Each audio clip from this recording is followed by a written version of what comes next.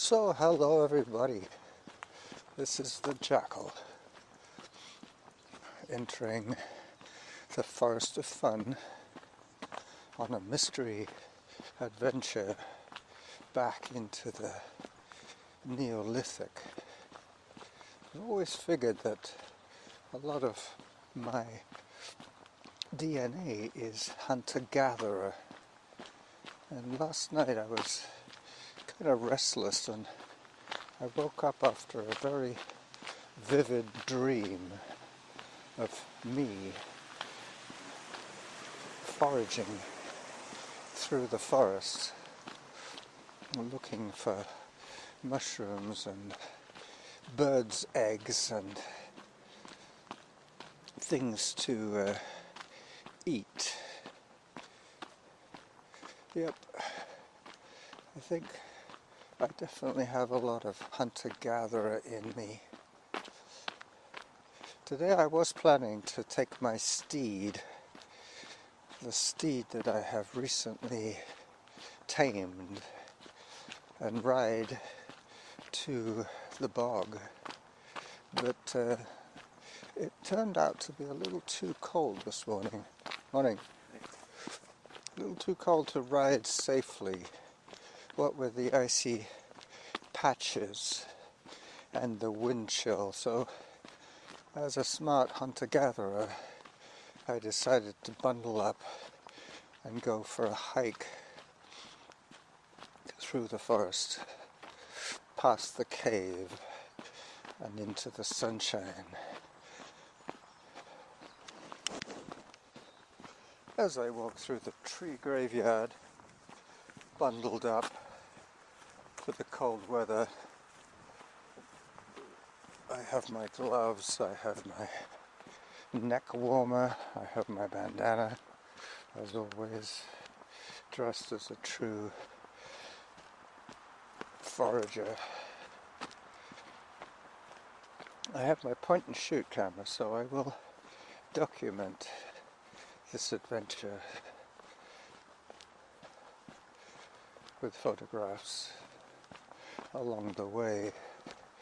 Yesterday I witnessed a spiritual session with the salmon, where the local inhabitants of this region, every year they throw dead salmon into the Douglas Creek to try and encourage the return of live salmon. They did actually get some little salmon fry coming upstream this past fall, I should say. Quite exciting. I never did get to see the little fry, but I did see the dead fish that they'd thrown in as they cross a little enchanted creek, a tributary of Douglas Creek. That one comes down off the Mountain of Joy. This is where I'm going to be foraging for find, be it what it may. I am armed with my trusty addle. Hi. And my hunting weapon, which today will be a Sony voice recorder and my Nikon Coolpix A300 camera. Those are my weapons of choice for today's adventure. As I work my way through the swampy section of this part of the trail, I was going to say, I was going to take you on the bike for my recording, but that didn't work out as the weather was not conducive to safe riding.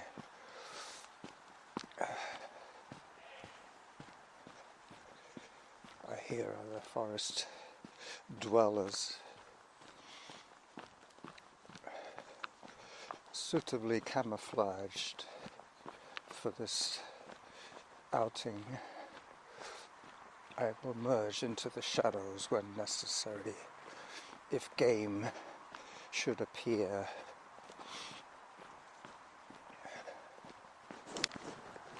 2 kilometers into my trek, I'm listening to Samantha for her updates, but I'm on hiking mode today, so I think the intervals are going to be like 3 minutes apart.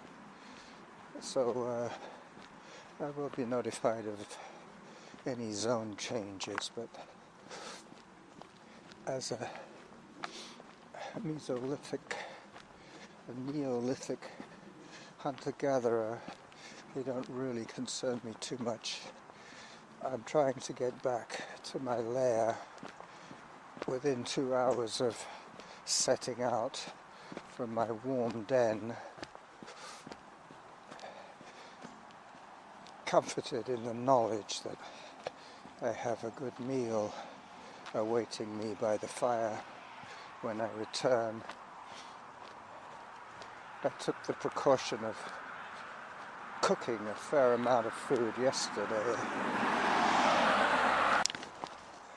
choosing a rugged trail. After my little pause in the audio, I'm now getting into the quiet zone of the back of Arbutus Mount. Very little wildlife around here other than avian. Very few deer. Funnily enough, they prefer the suburbs. They prefer eating garden plants than foraging. It's us carnivores that need to forage for game that brings us to these secretive areas, as I take caution here on the wet rocks.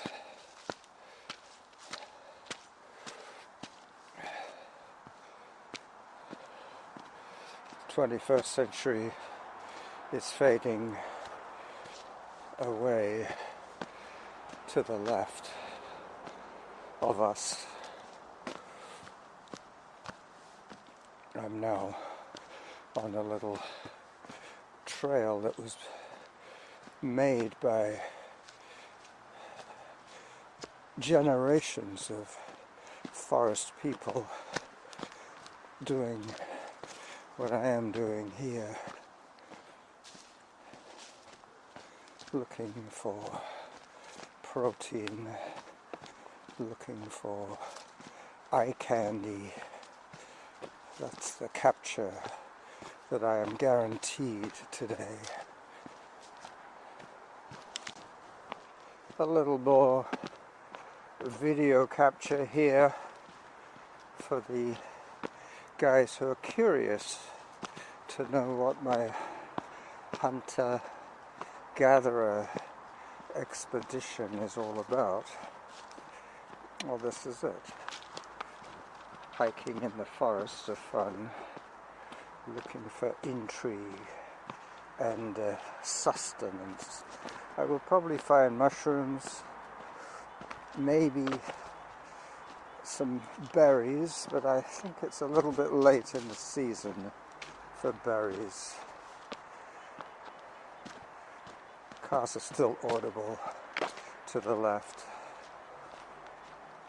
I took this path for 2 reasons. One, I wanted to get away from the noise, and 2, because I was being followed by a couple of fit women hikers who were talking and would probably be at my pace for the entire hike had we gone the same way. So I deliberately took a tangent so that I would diverge from their route to my own. Lots of fern here, lots of edible roots as well. It is conceivable that I find a nut tree. It's not a given though, that's the thing. This little video is going to be a little bit more than a little video. It's going to be quite a long video, which is fine. I haven't done one of these for a while. I am running audio at the same time. Zone 1 as I climb. This will drop me out on Norn Trail. Zone 3. More video later.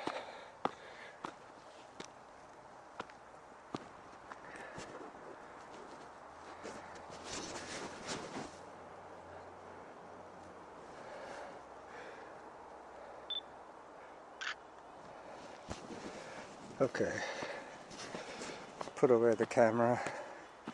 That's 2 video clips that I've recorded and 1 extended audio clip. I'll do 1 more video clip when I get to the cave, and I'll check my stats and probably backtrack from there. My breathing is becoming a little laboured now. Yeah, it's funny how you wake up some nights dreaming and remember absolutely every detail, and other times where you sleep right the way through, you probably do dream, but you don't even remember that you dreamt. Try to put my camera away and talk at the same time. Alright, that's done. Hi. Hi. Thank you. You're welcome.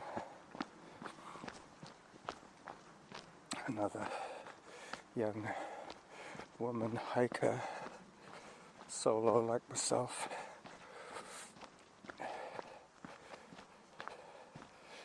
So I'm now on Norn, heading into the forest, ever deeper into the forest. So far I haven't seen anything worth stopping to eat, so I'll push on. 3 kilometers into my hike. I'll check my stats at 4 kilometers. Bit of a park restoration going on here. Let me just take a photograph of this enchanted pond. The spirit pond.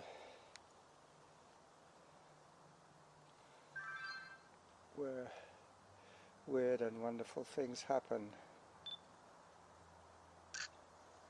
Got it.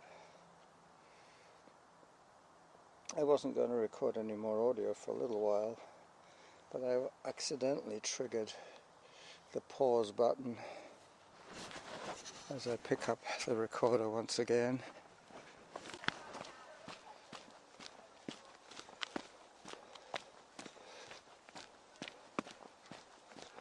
I hear other forest people to my right this time. I believe they're on Churchill Drive. I'm on Irvine now, skirting around towards Whitaker. Then I'll go up Glendenning to the cave and say bye-bye to you from the mouth of the cave. My storm shelter, if I'm ever caught out here hunting and gathering and the weather turns particularly nasty, I can shelter in the cave, but not today. I have to keep moving. Gotta keep moving on.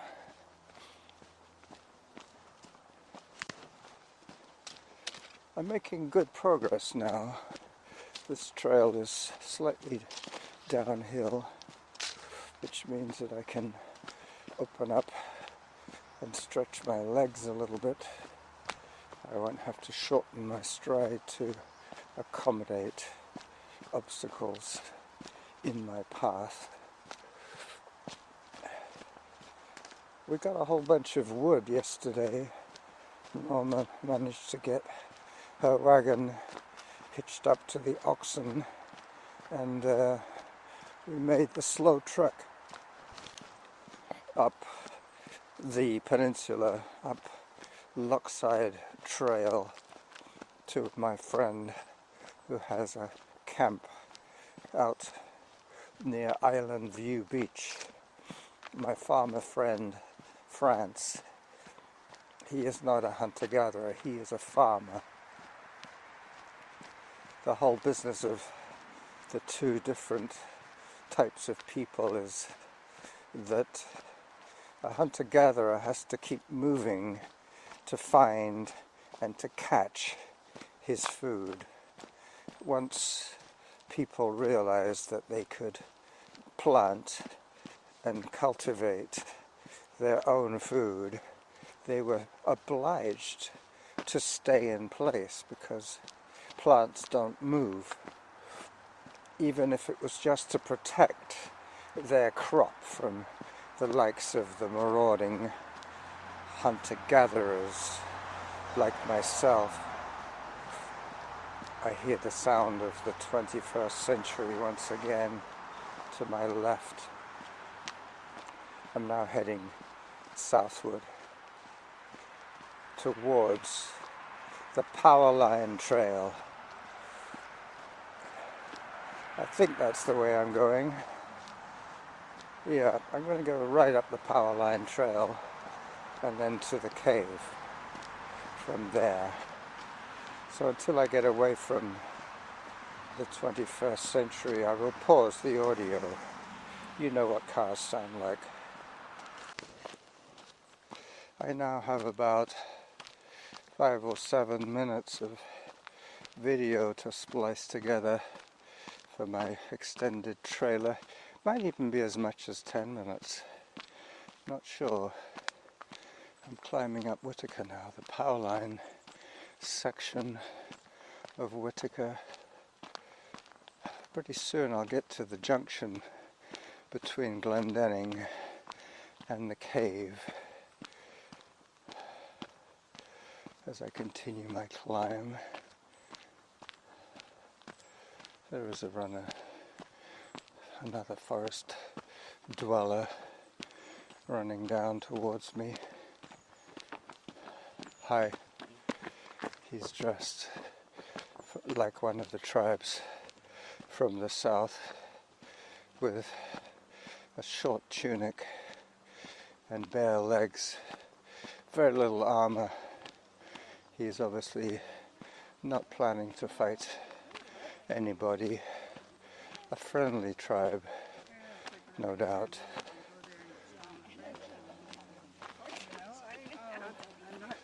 Some females of the species. Hi dog. Canine companions. These people are not hunting nor gathering.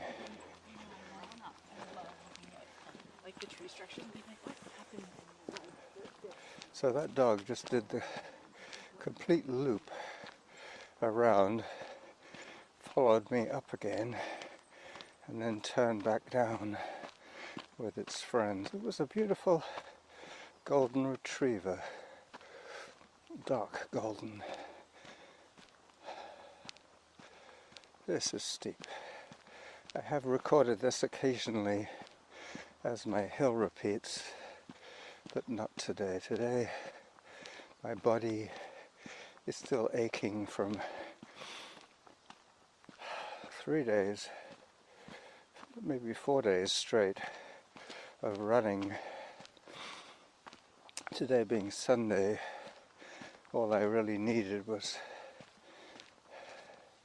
enough game and fruit and edible roots to sustain 600 calories.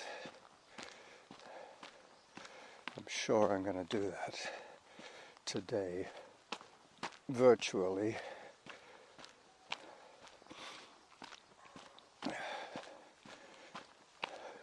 excuse me, that was my porridge. Some things never change.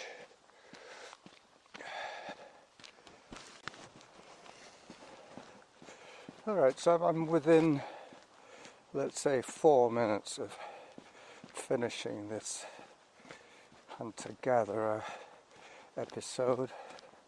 I think that's what I'm going to call it, the hunter-gatherer episode. As I get closer still to the cave, I'll probably pause one more time to take a few more, capture a few more images. Food for my spirit. That's what those images are. They capture the moment, and the spirit will be conveyed through the photograph to my soul.